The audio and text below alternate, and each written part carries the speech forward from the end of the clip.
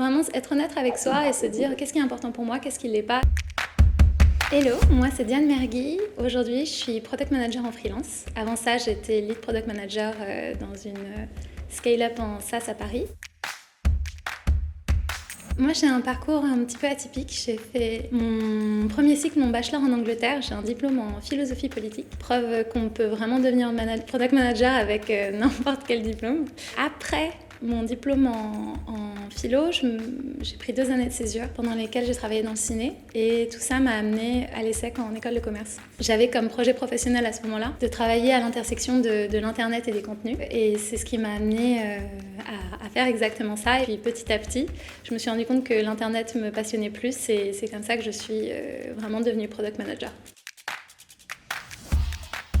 Mon expérience professionnelle la plus riche, c'est certainement quand j'ai travaillé pour un groupe média norvégien qui s'appelle Schibsted, qui m'a amenée à travailler un peu comme une consultante en interne dans plusieurs filiales du groupe. C'est une expérience qui m'a beaucoup appris parce que ça m'a forcé à travailler dans des contextes culturellement différents, notamment d'un point de vue professionnel, à faire différents métiers, encore que je me suis largement spécialisée dans le product management à ce moment-là. J'ai rencontré des gens formidables qui m'ont beaucoup encouragée, qui m'ont formée. J'ai eu l'opportunité de rencontrer des femmes qui sont devenues des mentors pour moi. Donc voilà, merci Schibsted.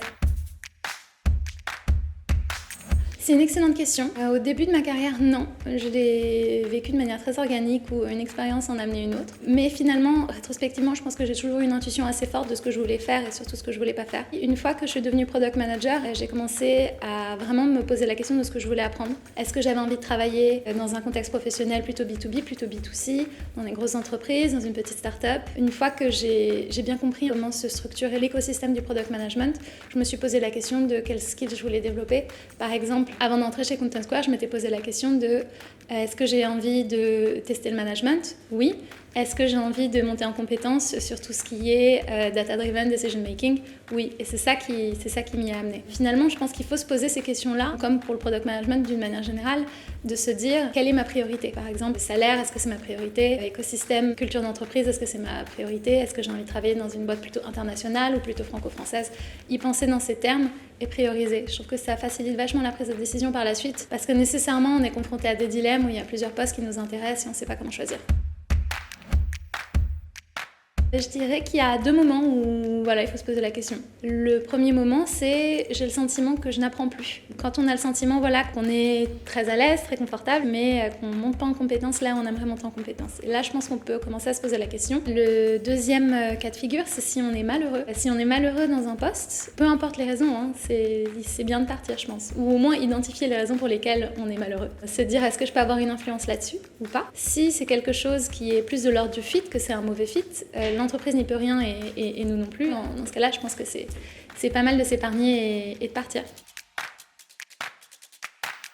Se poser la question de ce qu'on veut apprendre et dans quel contexte est-ce qu'on a envie de l'apprendre. Par exemple, sur mon dernier poste, donc j'étais lead dans une scale-up et j'ai eu envie de partir. À ce moment-là de ma vie, j'avais vraiment besoin de flexibilité et c'est ça qui m'a amenée au freelance. Avant de rejoindre Pivotal Labs, moi ce que j'identifiais, c'est que j'avais besoin d'apprendre des vraies bonnes méthodologies product management. Jusqu'à présent, j'avais beaucoup appris de mes expériences en faisant et j'avais le sentiment que j'avais besoin d'avoir quelqu'un au-dessus de moi qui pouvait m'apprendre entre guillemets les bonnes méthodologies.